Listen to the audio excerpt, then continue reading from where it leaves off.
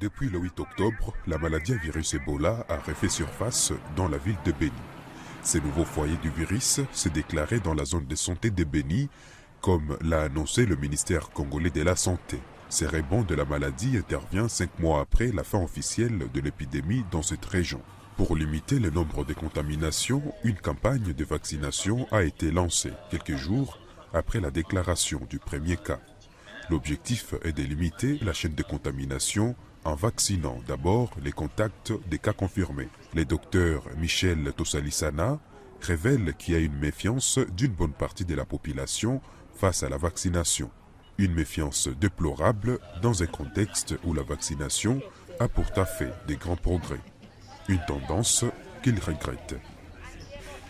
Les équipes ont déjà jusque-là listé 514 contacts, parmi lesquels 62 n'ont pas encore été vus et 7 sont perdus de vue. Et il y a déjà 7 contacts qui sont déjà sortis du suivi. La vaccination sur les personnes qu'on attendait, il n'y a pas encore un effectif assez suffisant qu'on a atteint. Et certains peuvent résister peuvent être réticents à la vaccination ou bien à la décontamination. Donc toutes les actions de santé publique, même à l'investigation, quelqu'un refuse seulement d'être investigué. Cette méfiance de certaines personnes inquiète également au plus haut point certains habitants de la ville de Beni qui craignent la propagation de l'épidémie. Ces conducteurs des taxis-motos pensent que les gens devraient arrêter de mystifier la vaccination.